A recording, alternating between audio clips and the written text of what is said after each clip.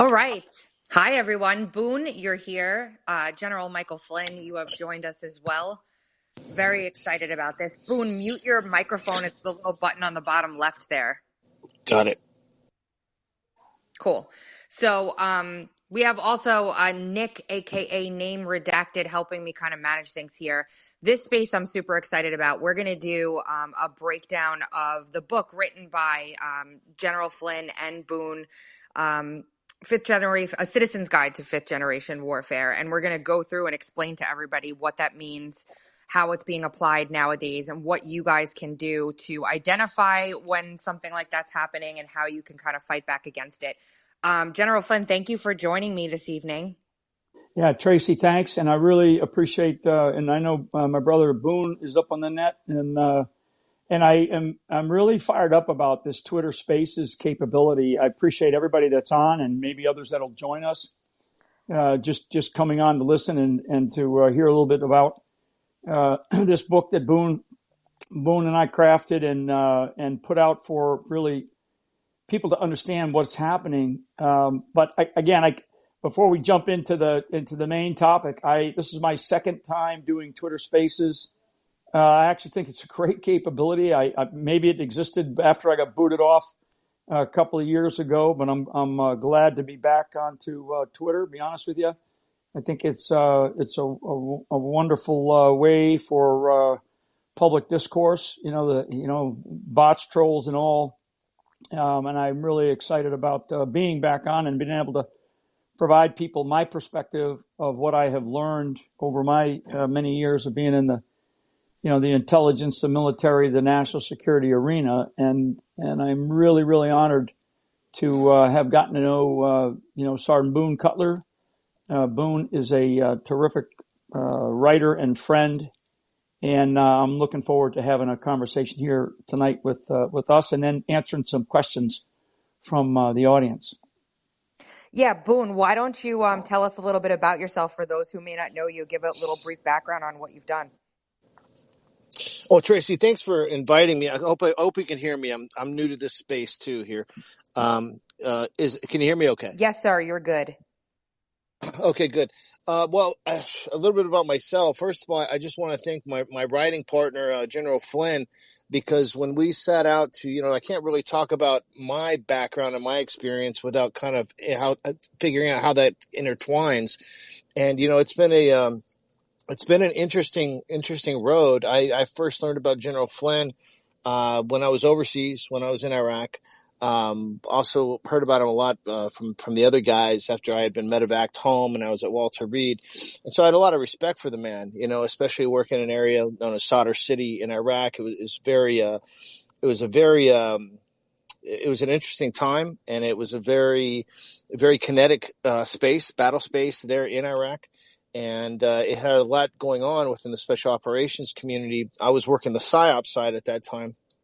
And we saw a lot and we did a lot, and it was amazing to me at that time. And this is where this intersection starts to take place. It was amazing to me at that time that the United States military and the coalition forces were spending so much time, conducting these kinetic operations against the militia members, against, trying to pick some people up to do some fighting and knock some other people down so they didn't do as much fighting. And what was amazing about that is from a PSYOP perspective, you could look at the average adult in Sadr City, and their mentality was that of an average American 12-year-old when it came down to relating and understanding. And it was just a very, very basic time. And I thought to myself at that time, I wish we were spending more time on this non-kinetic relationship building kind of strategy than staring down the barrel of a rifle, because it seemed to be so much more effective. And then here we skip forward, and those same strategies that we were trying to utilize there, that we did utilize, that brought a lot of advantages to our own military. Well, then here we are back home, and it's years down the road, but I look at the same strategies that we were utilizing militarily in Sadr City and throughout Iraq, these non-kinetic operations, this irregular warfare strategies, and lo and behold, it's happening here. And General Flynn and I just kind of got into a conversation one day about this topic, And I realized, and where we realized that, I realized that I've been traveling the country talking to veterans in the veteran space, and they just felt this confusion all the time. Hey, what's happening? I feel like I'm being tricked. I feel like I'm being manipulated. And I'm talking in the veteran space, and General Flynn is traveling the country speaking at different audiences, not primarily veteran, but large patriotic audiences. And he's telling me that people are asking him the same thing. And it's like, well, if from a PSYOP perspective, you're always looking at aggregates and groups of people. There were just a tremendous amount. This is where this cannot be understated. A tremendous amount of people from all different walks of life across the American space of America.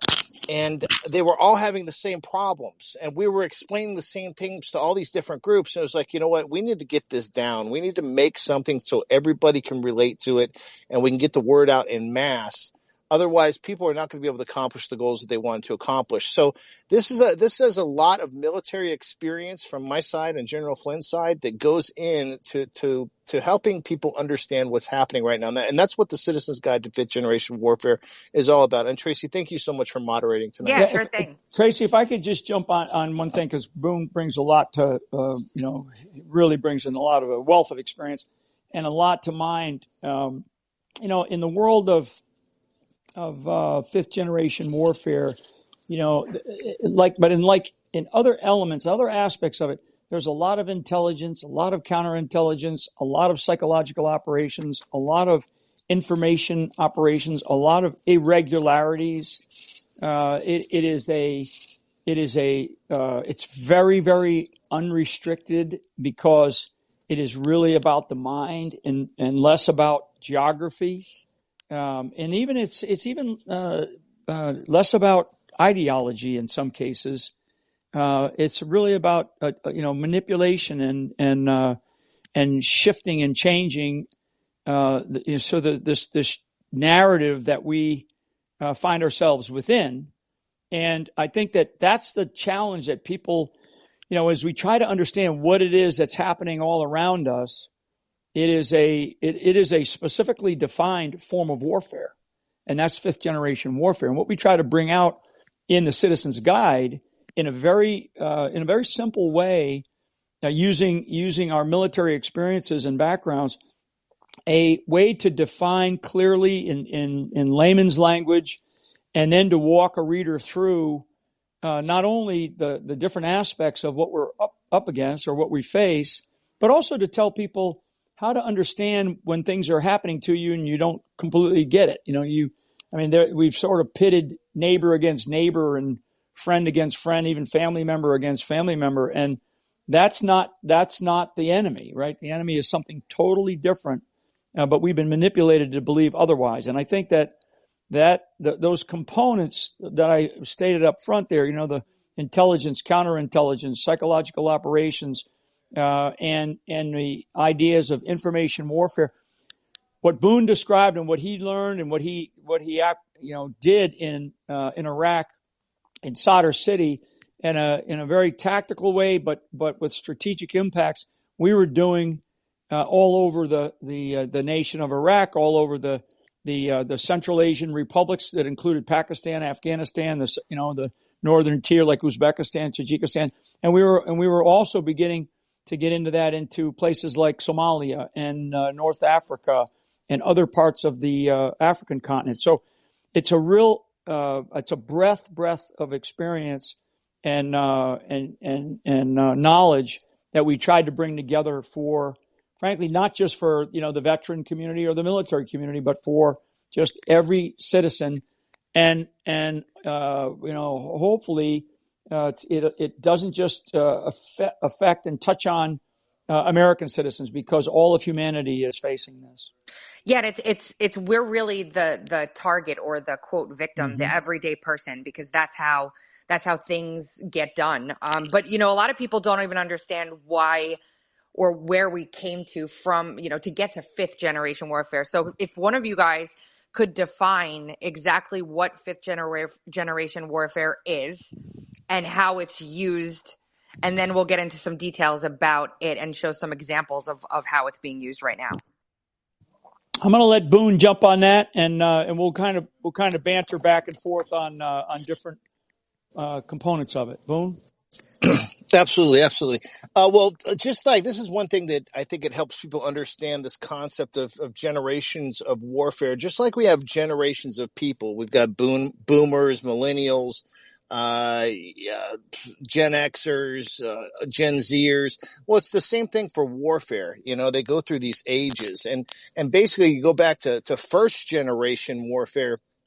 There's some discrepancies on where one begins and where one ends, and how they overlap. But this is the general arc of how these things happen. And in first generation warfare was basically gunpowder. So you guys think about the movies like that one Mel Gibson did where he's painted himself blue and everything, and they're out there swinging axes on each other and all that stuff. That's pre-gunpowder, and that's what they're doing. And then we get into second generation warfare. Now we start seeing the use of gunpowder. We have firearms. We see people, learning how to march in formations and align formations to hit each other in different angles. And that's the second generation of warfare. Then we get into third generation. Now we're getting into trenches. We're trying to overcome that, getting into battle alignment and be able to deflect the enemy upon their approach. And so now we're in trenches. Third generation warfare, we're also seeing artillery, long range artillery. We're starting to see flying machines, gas powered vehicles.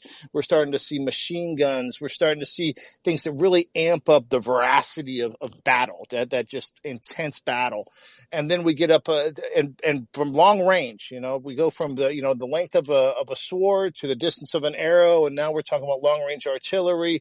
Then we start creeping into atomic warfare. We start getting into really kind of crazy stuff where we can change the entire geographical area of a battle space with big bombs, and now we get into fifth generation warfare. Fifth generation warfare, we're talking about state actors. That means a country, a non-state actor. That means an entity that works on behalf, maybe work on behalf of a country, but not in an official capacity, like terrorism. Terrorism is part of that time period or as like well. NGOs, correct? Atlantic Council, exactly. etc. Very much so. Yes, very much so. And you'll see that in the guide where we lay out, what is a non-government organization? What is a state actor? What's a non-state actor? What's the interplay? Who's got what piece of the pie, and how that whole thing comes together?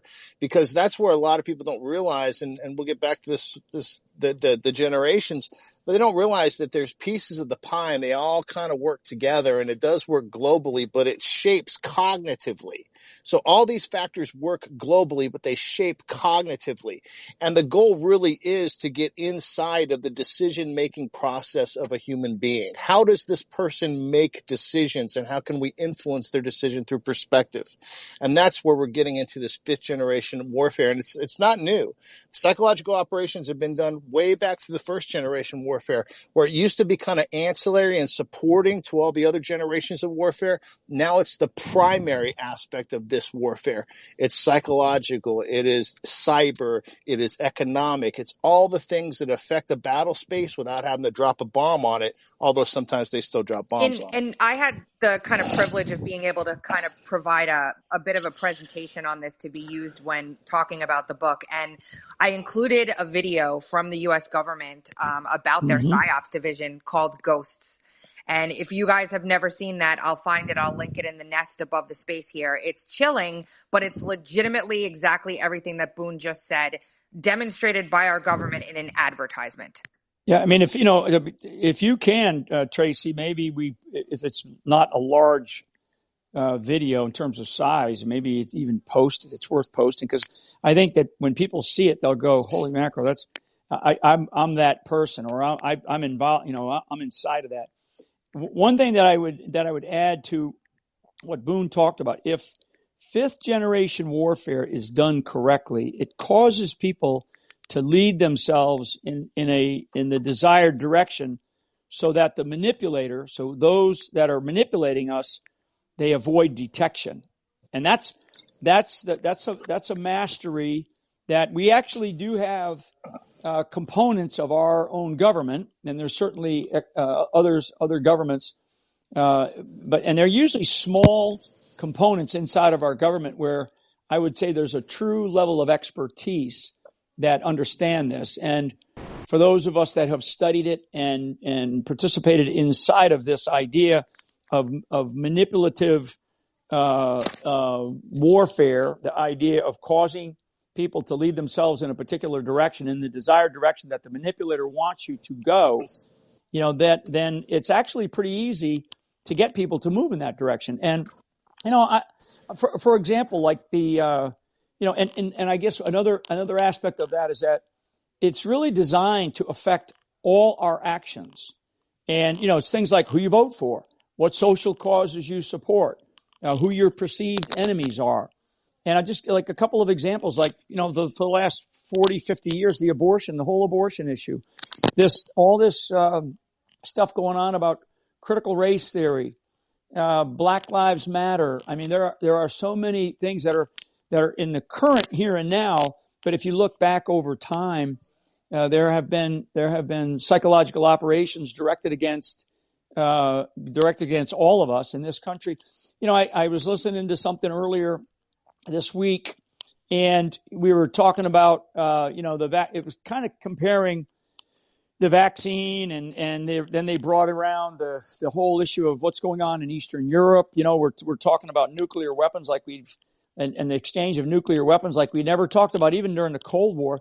When I was a kid, and there's a lot of people on here that were probably not of my age or not of my generation, but when I was a kid, I was in public schools, and we would do these duck and cover exercises like it was going to save us, So we would do these nuclear exercises in elementary school, where we would literally be told, okay, the bell would go off, and we would jump underneath our desk and cower down there for, a couple of minutes, 5-minute drill.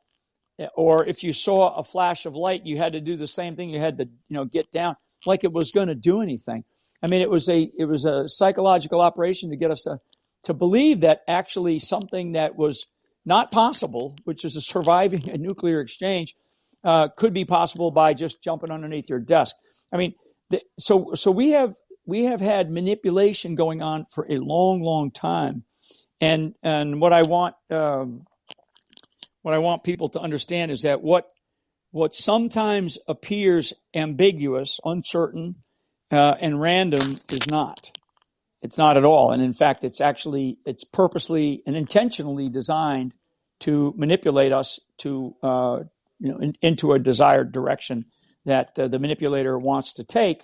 And all the time they avoid detection, or they want to avoid detection. I think that's in the world of social media and the world of information that we now have access to, that a lot of human beings have access to. We now can overcome that by moving information much faster and actually operating inside of the manipulator's sort of decision loop, right, so to speak.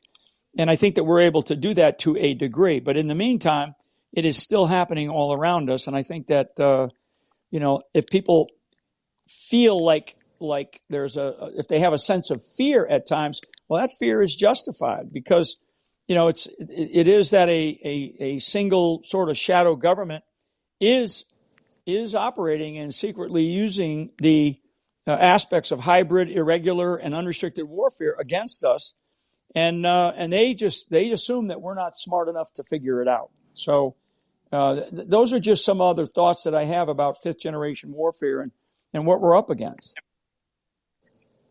Awesome. That's awesome. And, this is where I think we're going to get into a little bit more nitty gritty for folks, because when people think of 5GW, of fifth generation warfare, they automatically think PSYOP, and they don't realize that there are other factions within it.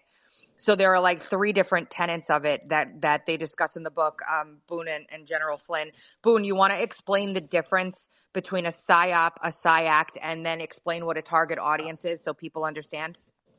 Yeah, I can actually do it with an example of something of actual operations that we conducted in other places. I'll give you an example. Okay, we got PSYOP, we got PSYACT, and what was the other one? Target audience. When a target audience is just a group you're trying to affect. Okay, it can be anything. It can be males over 50. It can be females under 20. It can be a family. It can be a militia. It can be government workers. It can be non-commissioned officers as opposed to enlisted. It can be officers as opposed to non-commissioned officers. It's just a group. That's all a target audience is. That's defined by certain characteristics that you can loop them together. You've got a PSYOP. A PSYOP is basically something that you're going to do to change how they view things, to change their attitude and perspective of a situation. If I change your attitude, it immediately modifies your behavior. Once your behavior is changed, then the entire situation has changed. So as a goal for a PSYOP, you're always trying to influence attitudes that affect behavior to support some sort of objective that you're trying to create. So that's a PSYOP. That's the target audience. PSYACT is a psychological action. It's an action that occurs that affects your target audience. Let me see if I can think of a good. Okay, here's a good one. Okay, we're working the street, right? And we want to make sure that the militia gets pinned on some really, really bad stuff because that is one of our target audiences. But what our other target audience, our primary target audience, is the citizenry. And we want that citizenry to not like the militia. So if we're out in an area, there maybe a PSYACT occurs. And at this point in time, let's say a PSYACT is the murder of an affluent person inside the community. Well, if we find out that murder is of an affluent person that is well liked, then we will first we have to have access to our target audience. And in that time, the way we got access to the target audience isn't by walking around and passing out flyers or putting up signs. The best way at that time to get access to your target environment, target audience was to talk to the children and to tell them a secret. Now, this is what I'm talking about when we talk about manipulating audiences and they don't know they're being manipulated. Because we knew if we told a group of children a secret about the person and how they were murdered, like we would say, hey, yeah, that person we do our homework. We find out to make sure this person the conditions have to be set. But if the person's a good person, we tell the kids, oh, yeah, the militia murdered him because he was telling their secrets and he didn't like the militia. Mm-hmm. Oh, okay. Now we just told the kid that. Well, who's going to listen to a kid? Nobody but their parents, right? Well, in that environment, we lost Boone. Oh, let me pick up there. Let me pick up. He'll come back on. He'll dial back in. Can you still hear me? Okay, I hear you. Yeah, so, and let me just talk about PSYAC because he did a great job explaining the PSYOP and the PSYAC. The PSYAC psychological action is the weaponization of fear and control. That's really what it comes down to. So if somebody was to say, what's a psychological action? And we talk about this. Yeah, go, Boone, you're back up. Psychological action. You had fallen off. Go ahead, Boone. Go ahead. Yeah. So now we've had a psychological action, the PSYACT, the murder or the killing of a good person. You've got the target audience, which means the citizenry. You've got delivery of that message through a susceptible target audience, which is the kids. And you have a psychological operation that all spun around that one PSYACT to get the citizenry to dislike and distrust the militia. And that's how the whole game kind of works together. Let me add to something because to bring it kind of into a world that this particular audience should be very familiar with because we've just lived through it. So let me just explain it as like COVID as a psychological action, right? And again, as I said before, Boone was able to get back on. It's the weaponization of fear and control. So a novel vaccine is introduced. You know, the media, the propaganda arm of what we're up against, and really large. And I would say sort of in quotes, trusted bureaucracies and governments, not just here in the United States, but around the world, manipulated the public to further implement global control, because that's really what COVID is as a psychological action. Step one in this, to try to be very precise, step one is get the vaccine to save your grandma and stop the spread. You know, step two, right? These are the types of messaging. Whoever has not gotten the vaccine is an enemy. So everybody that's out there, if you haven't gotten the vaccine, you're an enemy. Now we now know a lot more, but in the beginning, this was all what we faced. This is probably one of the greatest mind controlled, games that we've been through. And then step 3 is really to where we then mandated vaccines. We were put into a world where vaccines were mandated with widespread public support due to, all these previously detailed actions, right? So, talk about population control and mind manipulation. I mean, we were beat across the head and shoulders because we were not only the target audience, and there was a massive psychological operation that required a whole range of capabilities, the media being one, governments that were in collusion with each other, and then of course the big pharmaceutical organizations, and then there were others on the periphery that mattered and participated. But it was basically, if you don't get the vaccine, you're killing others, right? If you don't stand, the idea of standing 6 feet apart, right? So, the idea of saying, trust the science. And all those were all actions that were done inside of this operation, this large psychological operation that we were all put through. Now, all that said, we now know, and it gets back to what I said prior, we now know because we have been able to outsmart, we have been able to outspeed, because we have all these independent voices, many of them who are on this Twitter space tonight, but also across the social media platforms. But what have we learned?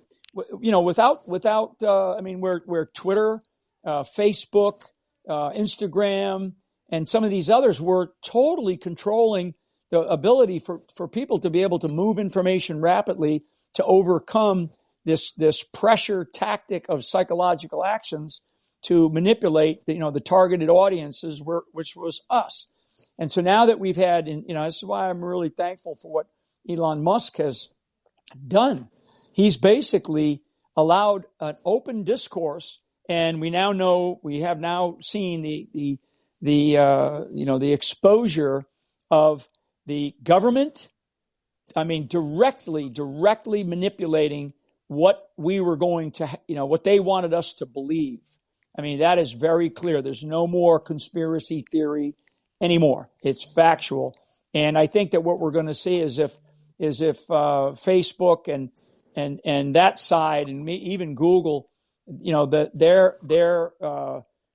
at some point in time, and I guess I'll stop with this, the truth always rises to the top. It always comes out. Sometimes it takes a little bit longer, but it always comes out.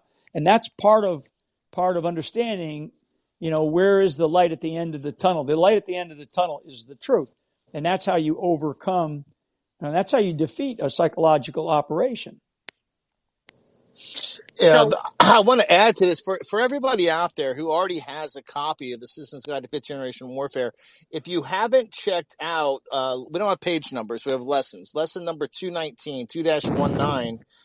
That's primary influence tactics, and everything that General Flynn just spoke about, how this psyop occurred, how the populace, how the citizenry worldwide had been affected. These are techniques. And I encourage if you have not gotten the guide yet, everybody listening right now, if you have not purchased the Citizen's Guide to Fifth Generation Warfare, do that. And as soon as you do, pay close attention, because you want to know how they did the COVID game. You want to know how they made this psyop happen. Pay close attention to lesson 2-19, 2-19, primary influence tactics. Very important to check that out.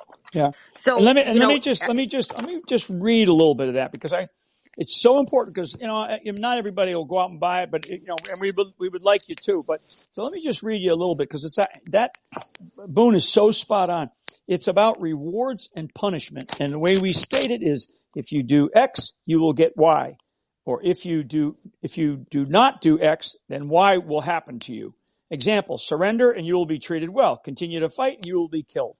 So it's like, if you don't get the vaccine, you're going to be chastised. You're not going to be allowed to go into, whatever. Restaurants, or all the kind of stuff that we did, right? All the kind of things that we've been going through. And there's another set of things that we talk about, because it's really an important chapter of that, where we talk about expertise. We talk about gifts and gift giving. We talk about debt, calling in favors, right? We talk about aversive stimulation, moral appeal, positive and negative self-feeling, positive and negative alter casting.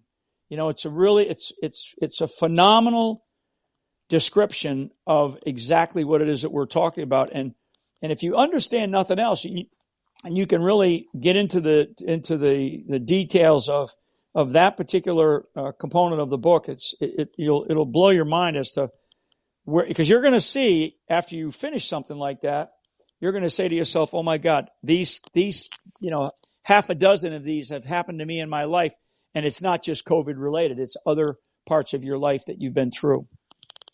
I'm really glad that you just said that, because it segues nicely into the next point I wanted to cover, which is not everything is a psyop, right? Mm-hmm.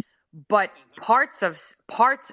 things that happen organically are weaponized as such. So an organic event that happens can then be used to manipulate the way the powers that be, for lack of a better word, want to. Mm-hmm. So I have a couple of examples, General Flynn and Boone. You tell me if you agree. Gulf of Tonkin was a purposeful false flag operation. Discretionary or incidental is what you're saying. What you're talking about is you're talking about psyacs. There are two different types of psychological actions. One is discretionary. The other is incidental. Discretionary meaning, yeah, we meant to do this. We did it on purpose. We made it occur. Incidental is like, oh, that's very convenient. Let's make sure we spin that the right way.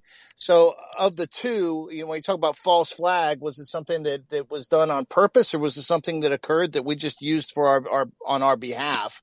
You're talking about the Gulf of Tonkin. I think we wanted in there pretty bad. It was purposeful. I mean, it's been documented. Yeah, absolutely. Now. Yeah, we wanted in there pretty bad. That's a discretionary agent of action that made that occur. Yeah, and then let me jump into sort of those other type of things, like a shooting in the United States someplace that might be a domestic terrorist type attack, or it may be an international type of terrorist attack.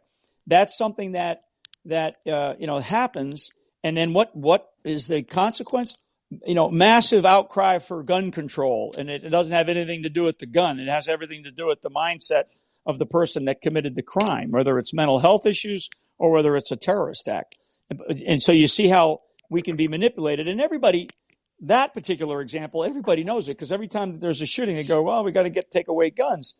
When that's not the issue. It's the mental health of the person who conducted it, or it's the terrorist who conducted it. But the manipulation by the media and by the political side, particularly those on in the political class, that want to manipulate that whole conversation. So that's just another example. And another one that I think everybody fell victim to, whatever side you were on, honestly, is someone, I think it's one nobody would really think of, but the confrontation between Nicholas Sandmann and the gentleman at the Capitol. Yeah, absolutely. I mean, absolutely.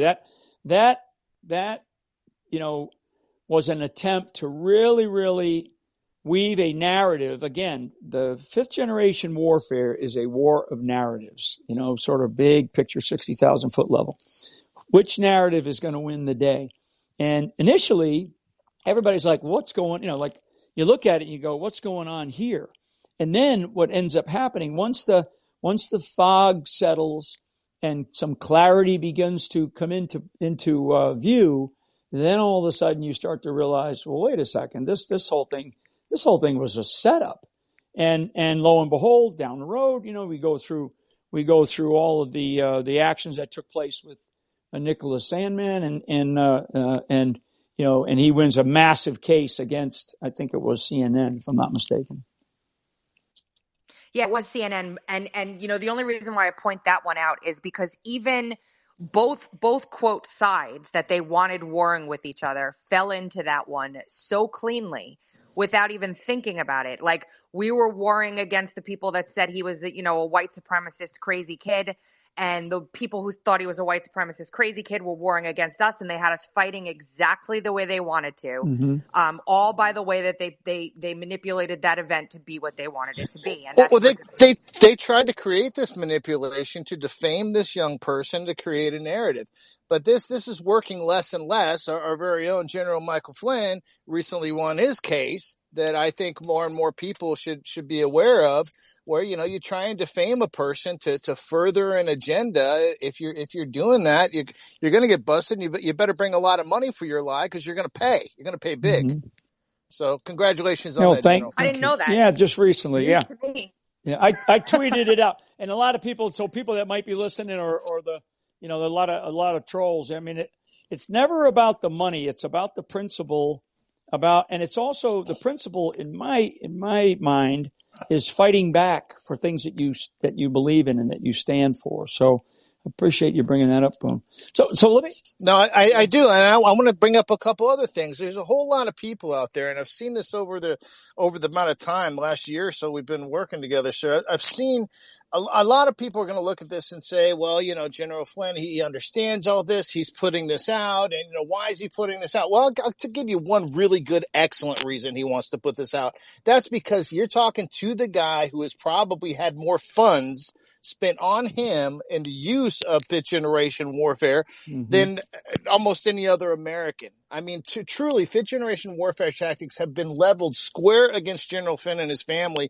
And everybody within 30 meters has been splattered by something just because they wanted to get this guy. And this guy has fought back. He has survived. And guess what? Now he's unveiling the entire game. He's not only going to show who's done what to him, but how everyone is playing the game and how they're screwing everybody over, including you and me. Yeah, that's well said. Yeah, it's true. It's 100% true. As a splatter victim, I can attest. Right. Yes. That's right. Another splatter victim. Let me make one other statement or comment here, and then maybe I'm just watching the time. It's I got 7:07. Maybe I want to just address how to win. Okay, and Boone, I'll go back to you, and then maybe Tracy, we can go. Tracy and Nick, we can go to however you guys want to run some questions, because I know people always have questions, and I love to be able to answer as much as we can. So, we address how to win in fifth generation warfare, and I'll just touch on some of it. You got to have sort of a sustainable living environment around you.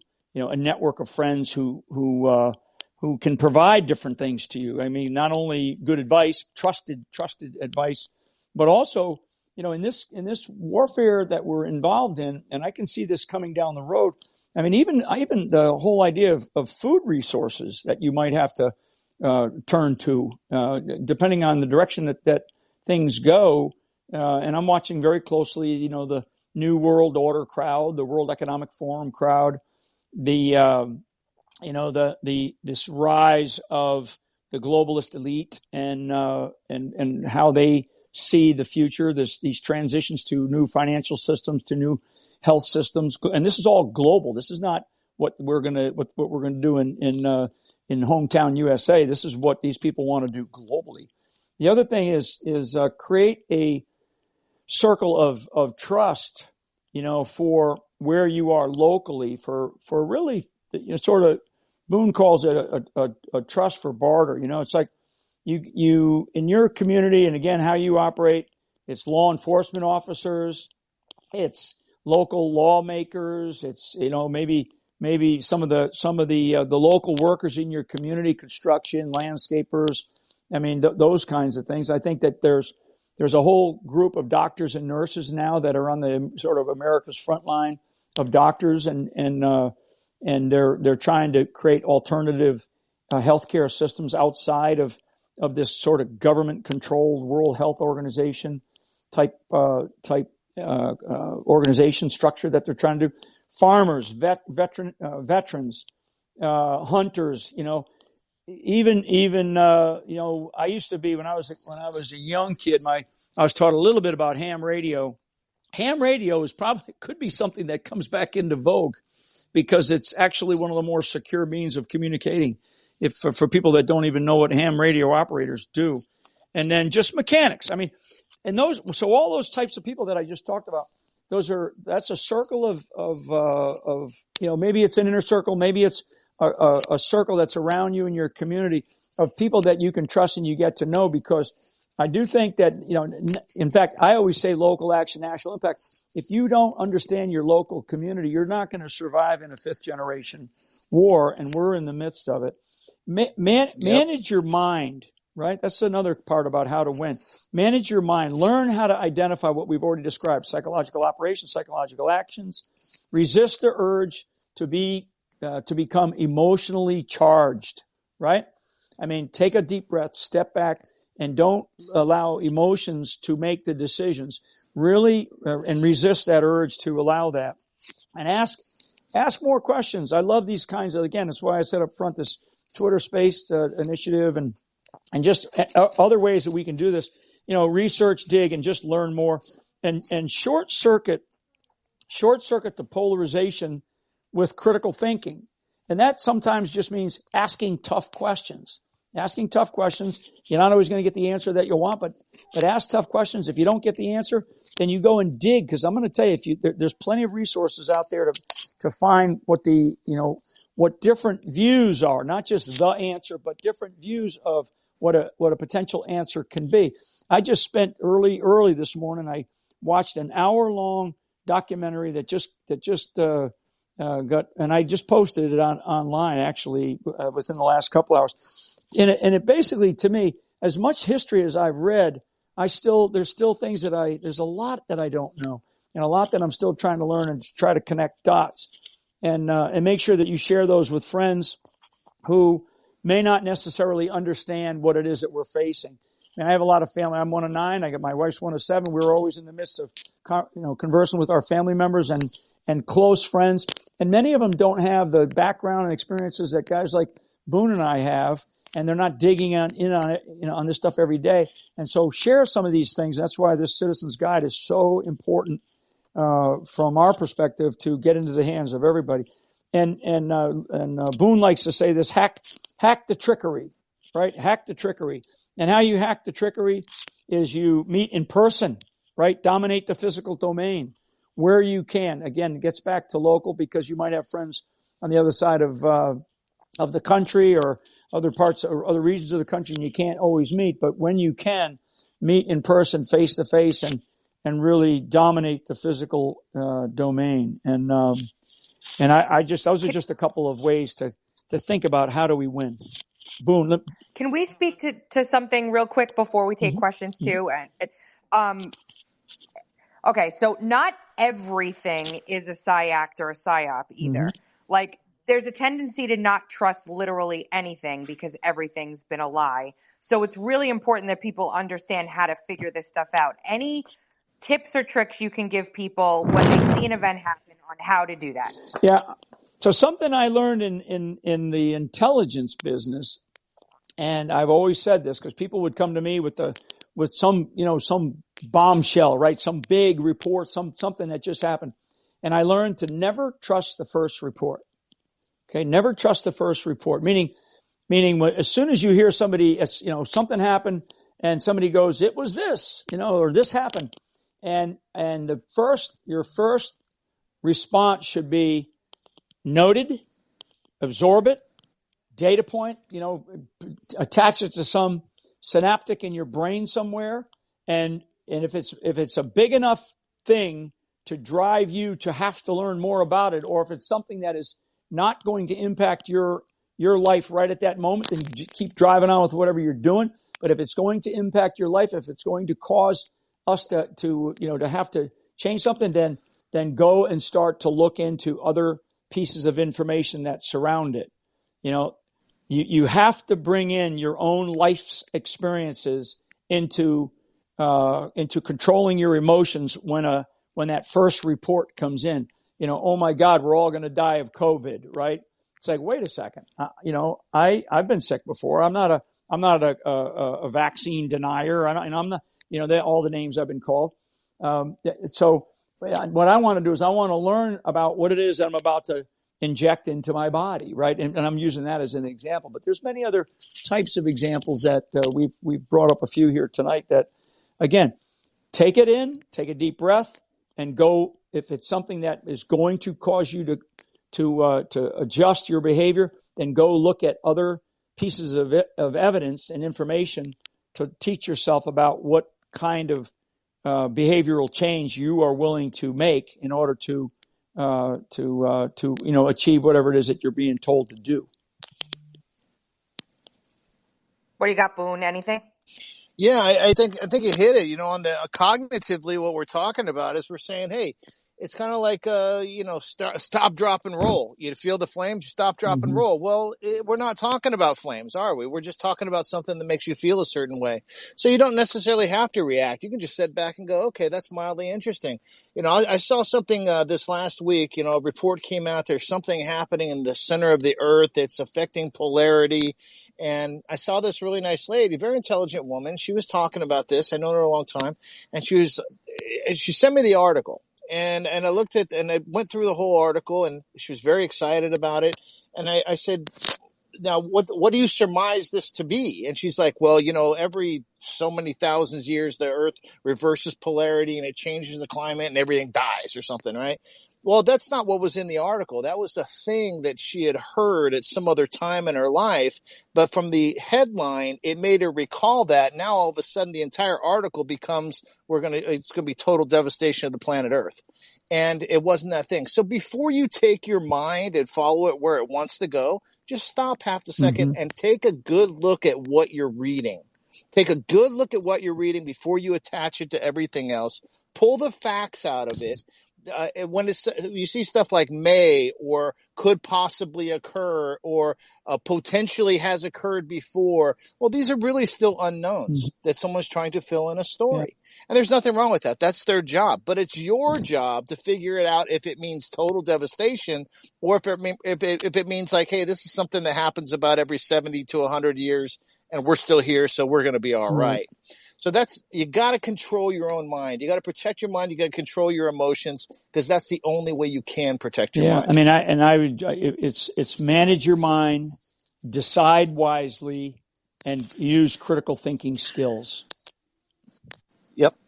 Awesome. All right, cool. So we're going to go to some questions here. Nick, I know you had a question earlier. If you want to pop in and introduce yourself quick and ask a question, then we'll take the audience. General Flynn, it's nice to finally speak with you, and thanks for taking the time to come up here. Absolutely, Nick. One thing I noticed, Boone, when you were describing sort of the evolution of warfare, how we started out from, the Mel Gibson movie all the way up to where we are now in a fifth generation type warfare. What it seems, we're in a nuclear age, so big powers are not going to get involved directly in conflict. So you look back at the last 4 years or so and what has happened in the United States with every issue that comes up, whether it's, the George Floyd incident, Black Lives Matter, COVID. Everything is causing so much division in this country. You have people are losing friends, family members stop talking to each other. You get to the COVID and vaccines. If someone in a family doesn't get a vaccine, people cut them off. And everything's sort of directed through the media and social media and everything we're learning and, through Twitter files and all this sort of thing, how it's all carefully, manipulated and the same narrative seems to keep pushing out. It seems to me when I step back and look at this, it seems like there's a foreign influence causing a lot of these things and trying to cause sort of a collapse of the U.S. from within. What do you think about? Well, I think you're already hitting it, and this is the type of conversation that earlier when we first started the interview, and I said, General Flynn and I were standing in the hallway, and he's telling me about the stuff that people are asking him. I'm telling him about the stuff people are asking me, and it's the same stuff. Well, everything you just laid out is pretty much the same thing that's on everybody's mind, and they don't have an answer for it. And so we wrote about these things in the guide. I want everybody to go out there and go get it. I'm not going to be shy about it. You've got to pick this up. We've got to get on the same sheet of music. music. We have to get focused. We've got to stop the infighting. We've got to be able to identify exactly what we're going to do and tier these things out: first tier, second tier, third tier, so on and so forth. But off the top of my head, I'm going to tell everybody right now, you need to go study something. 3 things. I would just want you to look it up on the internet. And if it looks mildly interesting to you, then go over to your favorite online bookstore and get the guide so we can fill in all the gaps. First one you're going to look up is hybrid warfare. Look at hybrid warfare. I'm not going to tell you what it is. Just go look at it. And if that looks pretty compelling and exciting to you, like, hey, that sounds like something that's going on right now, then you need to go buy the book and get the rest of the information so you figure out how to save yourself. The other thing is unrestricted warfare. If you read the definition of unrestricted warfare and you go, hey, that kind of looks really familiar, and those people who do that kind of stuff look like they're really involved in my life right now, well, then you need to go get the Citizen's Guide to Fifth Generation Warfare. And last but not least, irregular warfare. If you go look up the definition to irregular warfare right now, and it looks mildly compelling, like, hey, that looks like it could be happening right now, then you need to go purchase the Citizen's Guide to Fifth Generation Warfare so you can find out what your role is in this whole thing and how you can empower yourselves, empower your family. Because we want to stop seeing families getting torn apart. We want to see the country stop getting torn apart. We want to see globally, we want to see countries getting along with each other inside their own governments again to the degree in which they can. If you go look at France, Germany, the United States, Brazil, Canada. I mean, everybody is, excuse my language, everybody's throwing a shit fit right now because everything is collapsing because of all of this fifth generation warfare. The weight is getting very heavy. Mm-hmm. So the only way us as citizens are going to survive, I'm telling you now, and there's plenty of people behind me who have read this book and say, yes, this is exactly how we're going to survive. You've got to get the guide and you've got to start employing those lessons. Okay, awesome. I'm going to ask the Calvin Coolidge Project to ask their question. Try and keep it to like 1 minute or so we can get to as many as possible. Hello, thank you. I have a couple questions for General Flynn. How are you doing this evening, General?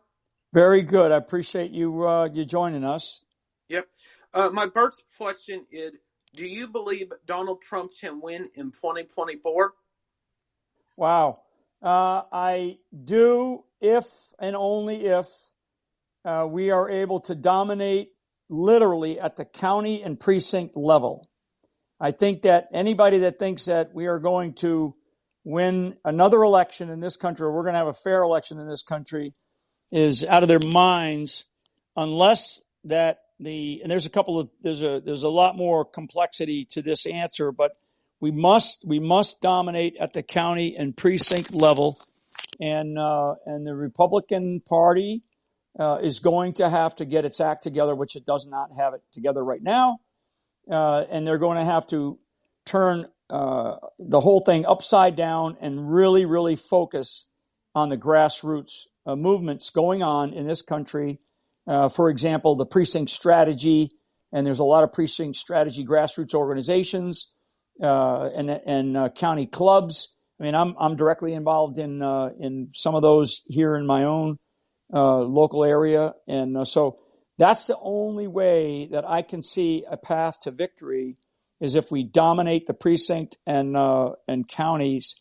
Even more so than the states. I mean, and I can go in rhyme and verse on the electoral college path, which I don't see right now, unless we change this thing around. And I was against one other point on that. I was against sort of getting into the mail-in ballot and the ballot harvesting. But in some states, that's the law. And until it's not the law, we've got to figure out how to maneuver within that battle space. And so the Republican Party has been horrific. I mean, it's absolutely horrible in doing this, and I think that's why we are where we are. But this is not politics as usual going on globally. The global war, the global fight, the global dimensions that we are involved in is this globalist elite versus, in our case here in the United States of America, versus the sort of the America first. Those people, which I do believe that it's a majority of people in this country love this country and want to see this country continue to thrive, but there's a globalist dimension, and there is a globalist elite group, in places like the World Economic Forum, the World Bank, World Trade Organization, World Health Organization, International Monetary Fund, European Union, United Nations. Those are all globalist organizations, unelected, and for the most part, who do not. They see the world totally different than the way we actually believe it should be here in America. So I hope that, I know it's a little bit more complex of an answer, but it's got to be done at the local level. Awesome. Cool. Okay, we're going to go to the Big Mig. The Big Mig, when you come up here, you can go ahead. You gotta turn the O button on for your mic. Yeah. Was that me? Yes. Hey, Yes, great. that's Hey, you. Tracy, thanks very much for allowing me to speak. Hey, Mike, how are you? Good, It's Mig. Lance Miliaccio from the Big Mig.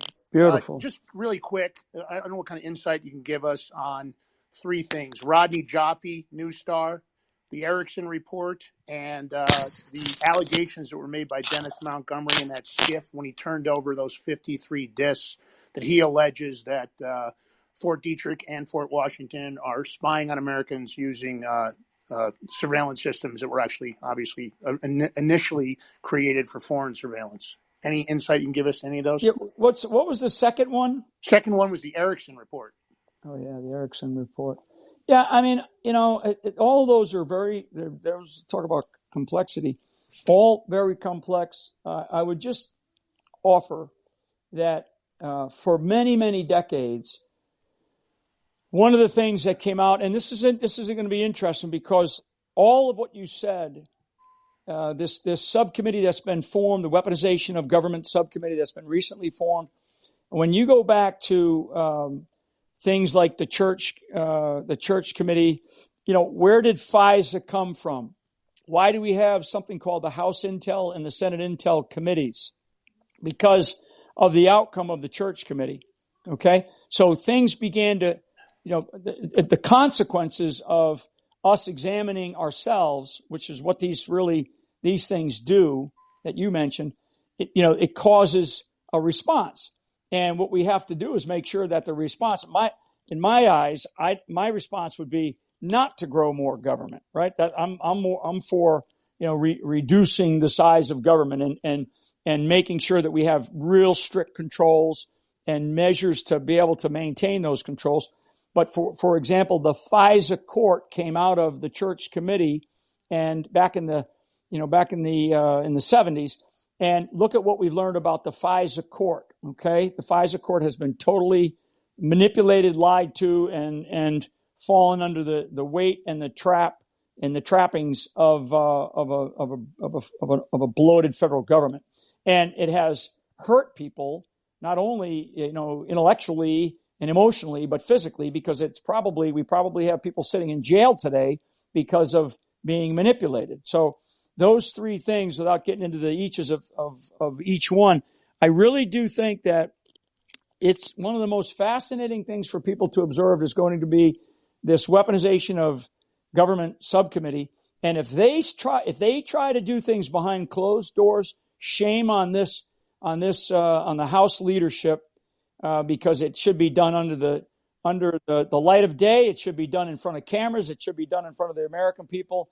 And if somebody's got some classified thing that they need to talk to, fine, go talk about it. But all this nonsense that we have learned about classification and manipulation, we the people want accountability, and I want to see everything done in the light of day.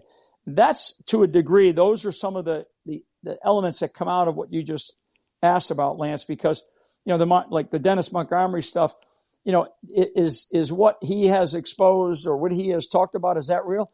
Absolutely. Our government has an amazing capability to be able to do a lot of things, and we do that. I mean, look at the various things that we know the CIA. Look at what Tucker Carlson just talked about just here recently when it comes to the JFK assassination.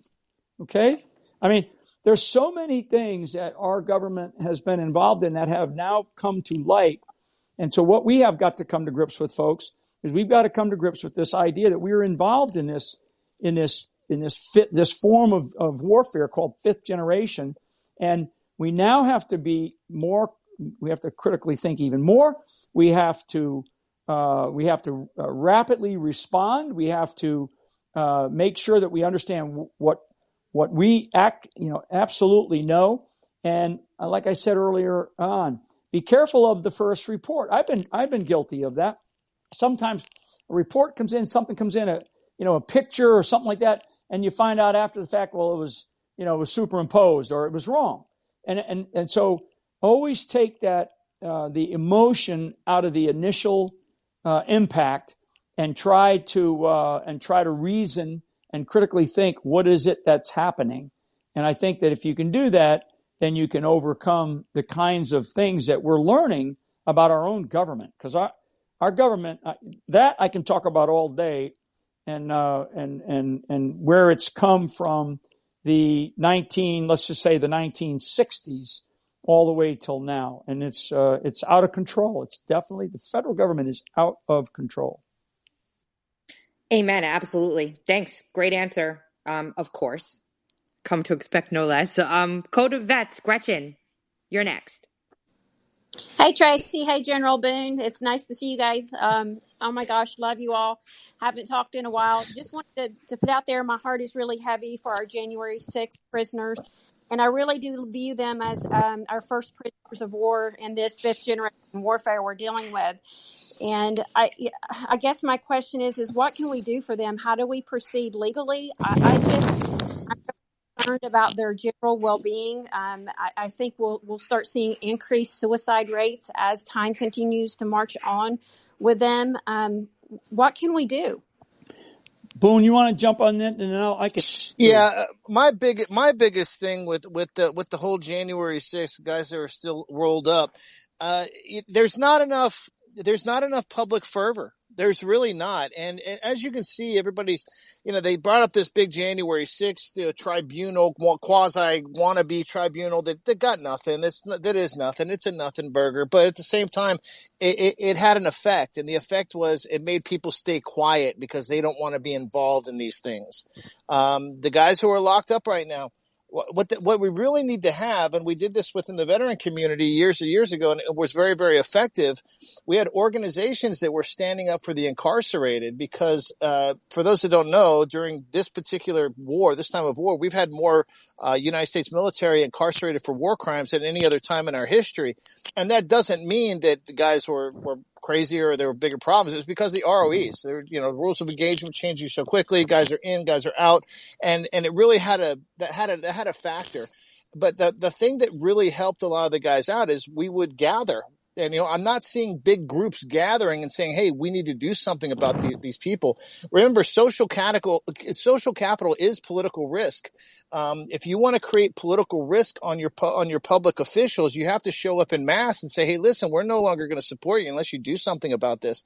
And I'm not seeing those connections happening. They might be, but my answer is always going to be get people out in mass. Just get them out in mass, because I think a lot of people feel a lot stronger about this than what they say in public, but they really do feel very strongly about this, because this could be any of us at any given time. And this isn't about those guys in jail. This is about what happens when you're in jail and what you're going to do for them. Who's going to do something for you? And I think we have to look at it that way. At the same time, anybody that goes in a building and commits a crime, and they're found guilty of the crime, they need to do their time, pay their fine, whatever, and then they're done. You let them go. But right now, we've got guys rolled up, and it's just the punishment is not fitting the crime, or where's the trial? What's happening? They're just being stuck. They're being railroaded and stuck. And that in and of itself, when we're talking about the process of law, the process has been completely bastardized and weaponized against a single group of people. And that's where this has to stop. So it's not just about the guys who are rolled up for J6. It's about the entire government being used in a way that is directed against a segment of its population. This is what has to stop. And until we're really good and pissed about it and actually want to take a step outside the front door into the physical domain and start creating some sort of fervor for their innocence, it's going to stay the same. It's really going to take all of us. Together we win. Yeah. And so just to harp on a couple of points, the process of the rule of law has been so broken when it comes to this issue, and these many of them just poor souls that are stuck. And so that's number one. The rule of law processes have totally broken down. These are political prisoners. I would add, though, that there's some breaking of windows and climbing in through doors, but there's a lot of that a lot of these people did nothing, and they did nothing wrong other than peaceably protest and showed up. The one thing I want this group to know, and I talk about it a lot in places I go, this is not over. I mean, the Department of Justice came out, I think it was right before Christmas or maybe 2 or 3 months ago. I think it was right before Christmas. They talked about they're looking at another potential 1,000 arrests in this coming year. You know, I get my door gets knocked on once in a while. I'm under subpoena for the unselect committee that did exist. I mean, it's over, but it was, I think a lot of this thing, because it does appear that a lot of this was set up. There's definitely things that were set up to prepare the battle space for manipulation. And I think that if either the Judiciary Committee or the Weaponization of Government Committee is going to have to get to some level, I don't know if they're going to get to the bottom of it, but they got to get to some level where the American people begin to have confidence again, which is going to be really hard to do in our justice system. It's going to be extremely hard to get to regain confidence in our justice system, because they have so broken their oath to the American people. And when you have a 95% conviction rate in the Department of Justice, something's not right. Agreed. It's a travesty. We're going to go to Sphinx and then Rob and then Senior. I know who you are, Senior. We'll go to you next after Rob. So go ahead, Sphinx.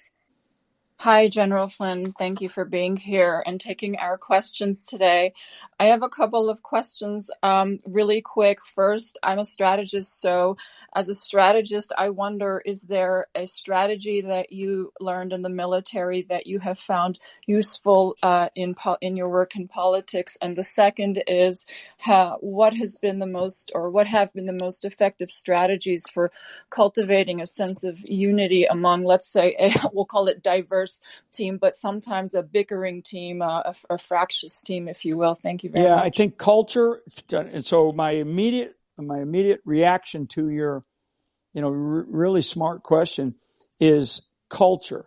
You have to understand the culture of the group or the organization that you're inside of, and then if you're the leader of that group, the strategy then is to either change the culture if it's a really bad culture. I mean, and you're now in charge of it. So I've been in those situations. I would have to basically rip the culture out and try to bring in a different culture, one of teamwork, one of mission over ego, one of where you get rid of the arrogance or the attitudes that people can have. And that was in the military. That was in some of the best organizations that we have in the military, where, certain things get in the way, and what you're really all about is the mission that you're given and your ability to accomplish that mission, but also maintain yourselves as professionals, and you have to create that culture. So I think strategically, culture is really the most important issue within an organization. What is the culture of that organization? You got to understand it. You got to be able to either change it or adjust to make it work, to be able to accomplish your mission or whatever tasks you're given from a civilian standpoint.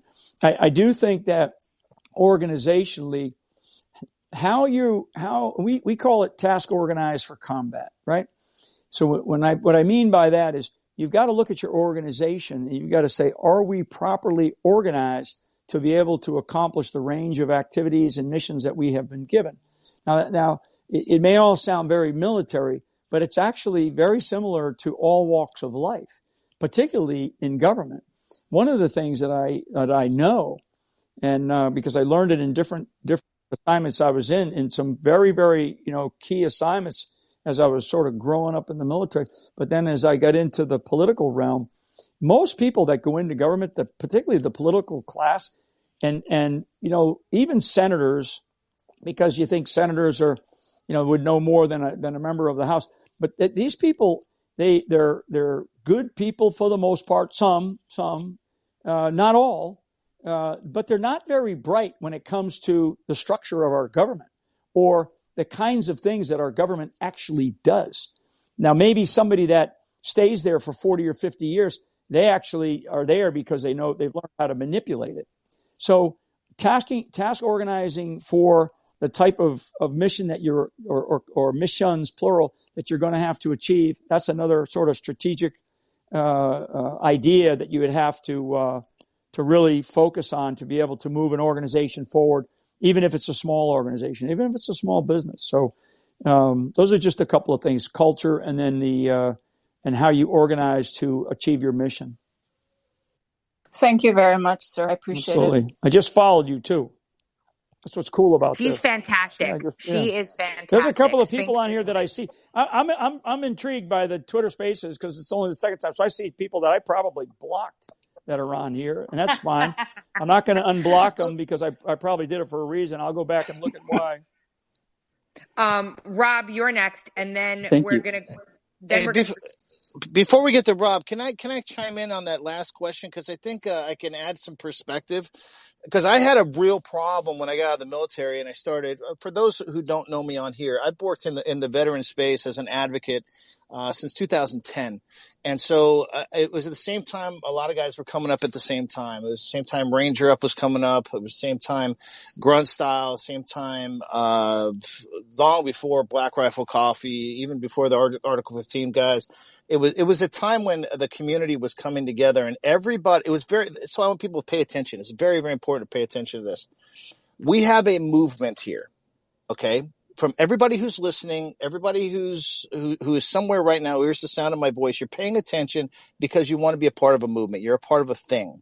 And this thing has to have three things: purpose, direction, and motivation, each and every one of us, in order to get to where we're going.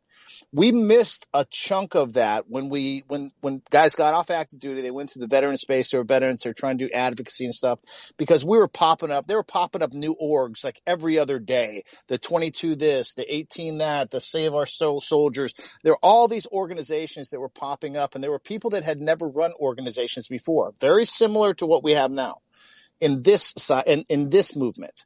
So in that movement, we didn't have people who had run civilian organizations before. They were trying to do good things. Their heart was in the right place.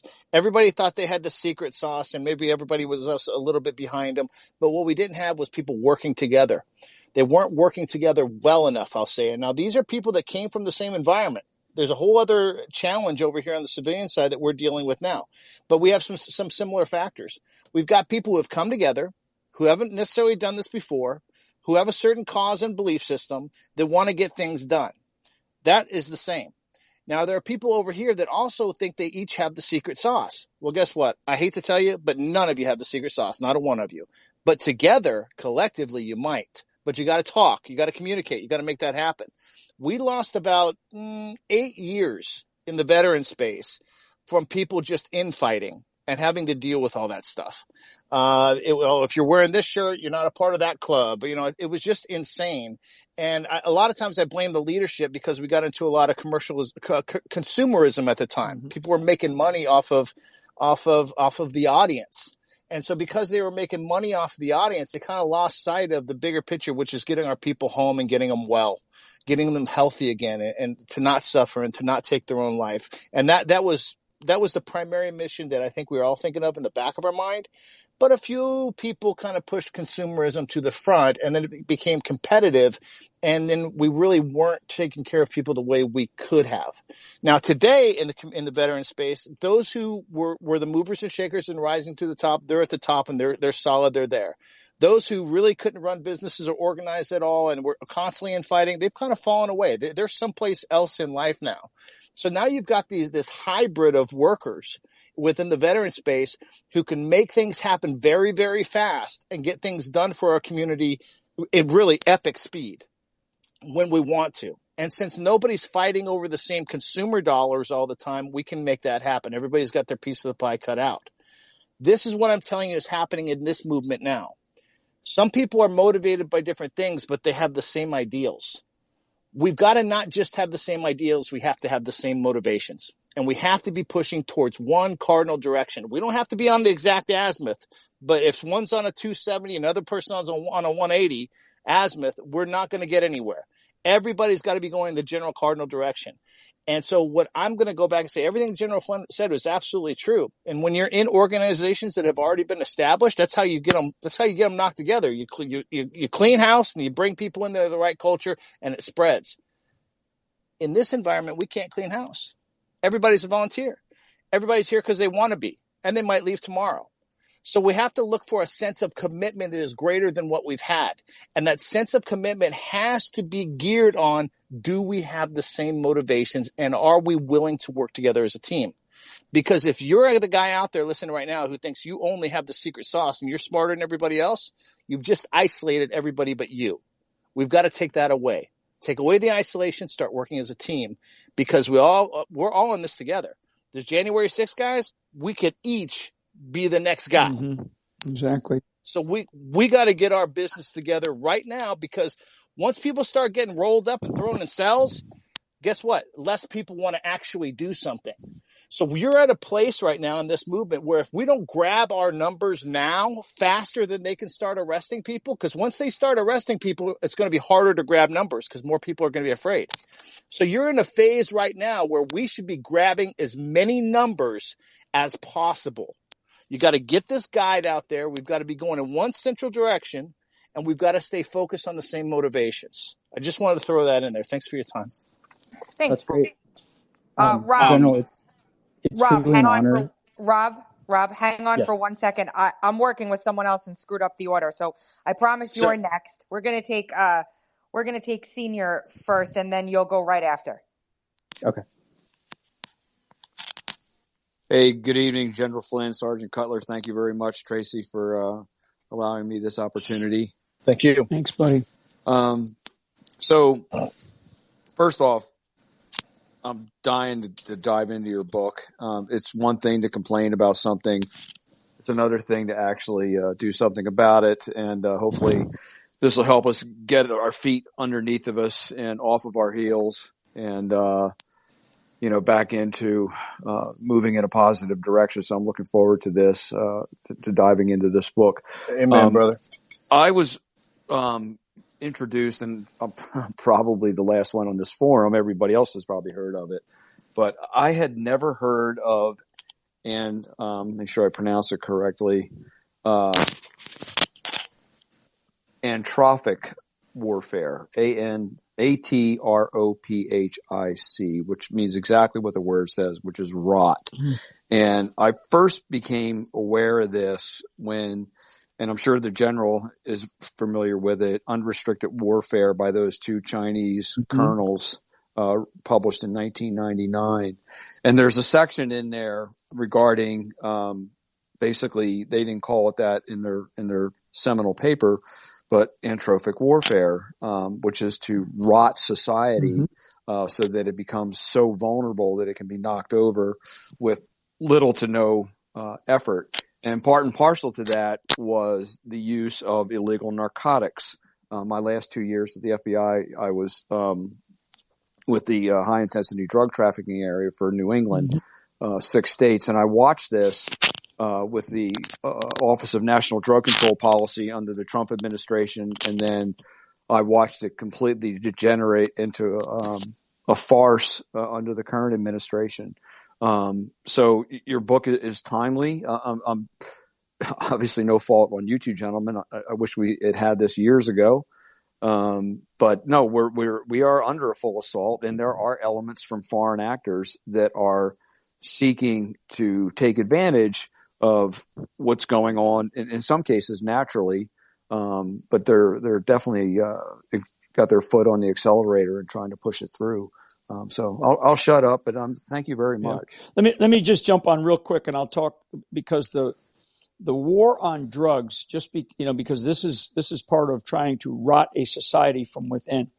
the war on drugs, and we've had a drug czar, going back to back in the 90s when it was first identified. We've always had a drug control office, or of course, parts of our government that dealt with that illegal narcotics. But the drug czar, we had made, because it's very profitable for many people in our government. Okay, and if you could see the look on my face, you'd see a really just incredibly pissed off look. The war on drugs has been a law. We have turned it into a sort of a law enforcement activity, and which law enforcement by its nature is always reactive, because the crime occurs and then the law enforcement kicks in. I mean, the really good policing will prevent stuff, but it's generally a reactive type of capability. So the war on drugs, we call it a war on drugs. We've been calling it that. We have the drug czar, right? And we have been we've been dealing with it as law enforcement. We are up against cartels that are they're more financially sound, they're more tactically sound, they're more strategically smart. They are more equipped than most nations on the planet. This is a war. This is a real war. The idea of fentanyl. So let's just talk about fentanyl, because it's the here and now on the streets versus meth or something else. Fentanyl is really dangerous. The Chinese are feeding that into the society of America, into the fabric of America. One example, because this is near and dear to my heart, because I was briefed on this when I was over at the working in the Director of National Intelligence Office, where I was responsible for international, federal, state, local, and tribal law enforcement. Okay, and the intelligence components of that. And I was given basically a walkthrough of how one cartel would go to the elementary school playgrounds and feed kids these very highly addictive drugs, get them hooked, and they would do it for a month or two. They would find the toughies in the neighborhood. They literally would do their own reconnaissance, and they would find the kids who were the kids that they could then use to sell. And then once they got the kids addicted, then the kids could, then they would do anything. They had them. And this is in a neighborhood in New Jersey. Okay. This was in the schoolyards of New Jersey. And this is probably in the last 15 years. So, fast forward to now, I mean, it's like every playground, it's every city, it's every town, and it's not just urban America, it's rural America. So this rot our society from within by just focusing on that component. Never mind some of the other real deleterious things like child sex trafficking and all the other things that cause the moral decay of a society and of America. So, yeah, I mean, this is a very, very difficult time. We are going to have to come to grips with all this. And I'll finish with this. There's two types of problems. There are solvable problems and there are manageable problems. Everything that I just talked about are only manageable. They're not going to be solved. They're not going to be solved overnight. Some of them will never be solved. They're only manageable, but they must be managed by really, really smart, tough, savvy leaders. And we don't have those right now. And I'm sorry to say that, with the exception of, and I mean very few exceptions, of a few in the last probably 30 years, we have not had those type of leaders. And we definitely don't have them inside of the uniparty that exists today. Awesome. Thanks. Rob, go ahead. Great. General, it's truly an honor. I am very curious, seriously, if you've seen the movie Eyes Wide Shut and you're talking about the elite, the World Economic Forum, the very first meeting, the keynote speech was given by Otto von Habsburg. Mm-hmm. And I think a lot of people are becoming aware of the language of symbolism. Mm-hmm. And that these people follow an alternative religion. And I'm just curious, as one example, what is your opinion of, someone like Tim Russert calling out Skull and Bones on Meet the Press? Yeah. Like, what's going to happen? Like, in the long term, can this even be overcome? Because I don't think it can. Yeah, I don't know. So I don't know. But what I do know is that, and I'm just speaking for myself, Rob, what I do know is that if we don't do something, if we don't stand up against this, then we are going to succumb to something that is unimaginable to most. It's imaginable to me because I have seen the worst in humanity. I have had the privilege and honor of serving in places that, for our military, in places that most people would never want to be, and seeing things that are unspeakable. And we have to understand that human nature hasn't changed. So for anybody that's on this, that has, thinks, this new world order, this World Economic Forum, this globalist elite is all a bunch of talk. Do me a favor. Don't listen to what I say. Go listen to what they say. Go look at their speeches and their discussions and their papers, which I do read and I do listen to, because I'm not a sleeper. Meaning I can't sleep. So I listen to, and I read like patents. I get into reading patents at times because I want to know, when did the patent for COVID vaccine actually get patented? Well, it wasn't in 2019 or 2020. It was in 2015. So 2015. Okay, folks. So I want people to know that this is very real. It's very near and dear to my heart because America is an experiment in democracy. It's a constitutional republic, but it's an experiment in democracy. And the fact of life, the fact of world history is that nation states rise and fall. And I'm very, very, I'm an expert in indications and warnings. Okay. I've spent my life looking at indications and warnings, and the indications and warnings that I have studied and on other nations that have collapsed under their own weight internally because of internal issues.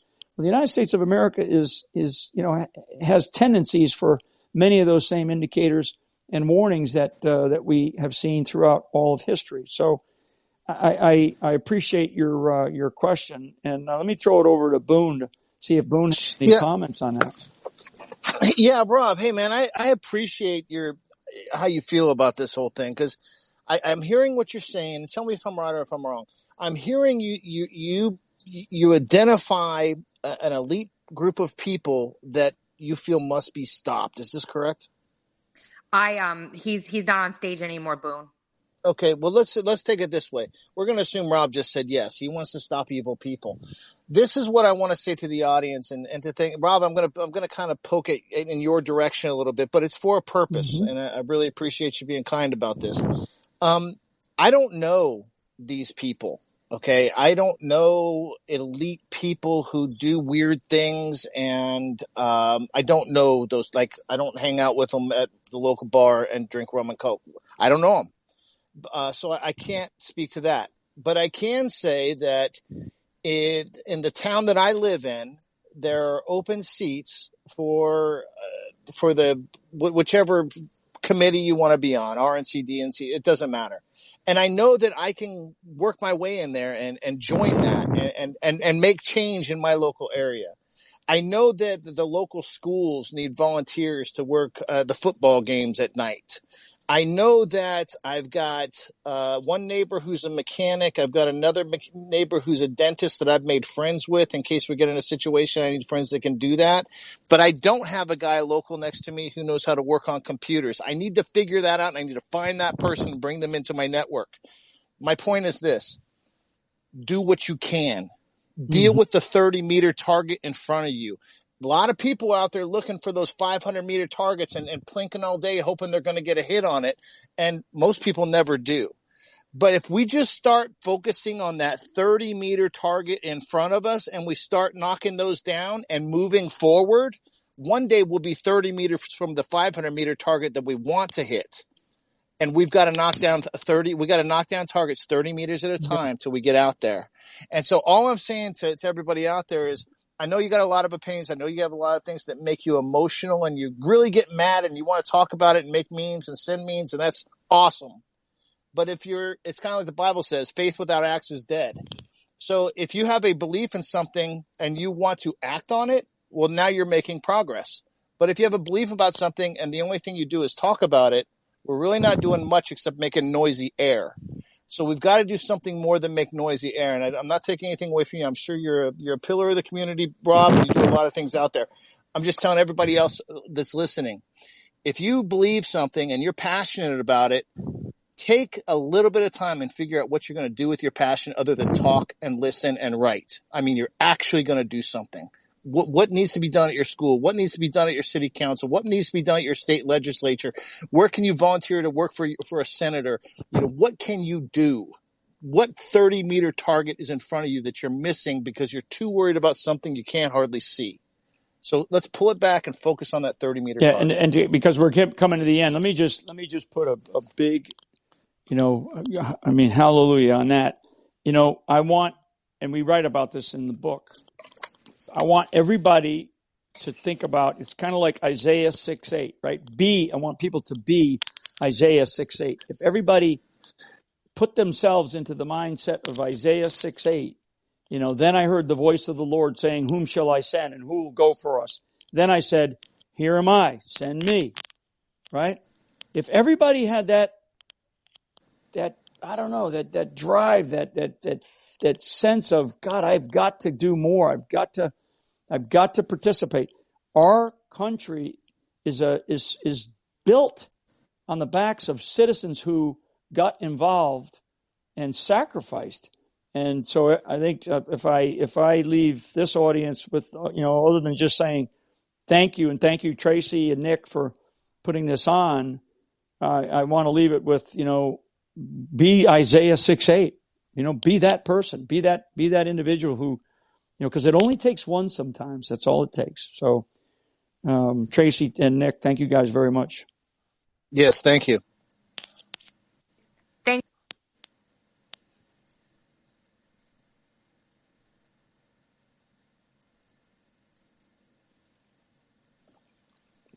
Okay, Tracy, I don't know if you can hear me, but you went off right quick.